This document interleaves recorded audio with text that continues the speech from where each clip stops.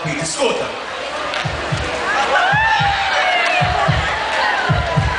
Do jeito que você me olha, vai dar amor. Imagina essa boca. Do jeito que você me olha, vai dar amor, amor. Faz coisas do jeito que você me olha. Vai dar amor. Deixa eu tocar. Do jeito que você vem aqui, com a tia Xuxa, relaxa. Tá tão bonito, você é bonito. É propaganda pras mulheres, relaxa. Todos que vieram aqui no meu programa deu sorte, voltaram casados. Que não é não, fica aqui. Nome?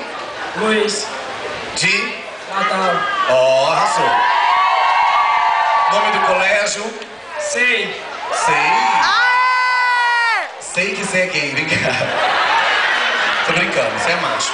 Só de estar aqui é macho, né, gente? Só dele estar aqui comigo, ele provou a masculinidade dele, que é babado. Qual a sua idade? 17. Delícia, no ponto. No ponto do abate. Eu te chamei porque você lembra muito um ex-marido meu. Foi só por isso que eu te chamei. Eu olhei, ninguém me lembrava. E eu tô com uma música no meu CD, que já é primeiro lugar nas paradas, graças a Deus. Muitos de vocês já conhecem. Chama Wilson Vai, né? E eu vou cantar pra você. O seu nome agora é Wilson, tudo bem?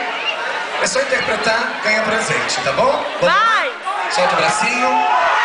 É só balançar o corpinho. Vamos lá, DJ! Relaxa. Eu não nasci gay, a culpa é do meu pai, que contratou um tal de Wilson pra ser o capataz. Eu vi o cofre tomar banho e o tamanho da sua mala era demais. Além de linda, era demais. Eu virei gay, a palma, e assumi. Isso. Pediu isso em casamento, o jumento assim como. Só aqui, ó. Vai, te mexe, pega na minha cintura. E disse, ei, Vem.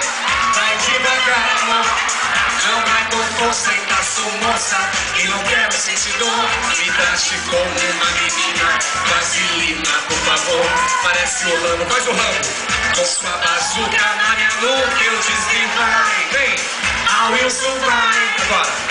Esfrega a mala na minha cara, vai pra frente, vai pra trás.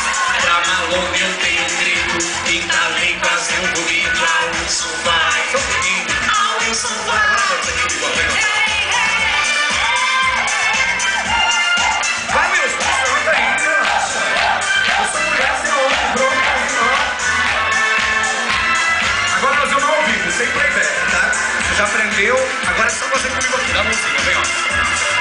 Eu não nasci gay, a culpa é do meu pai, que contratou um tal de Wilson pra ser o capataz.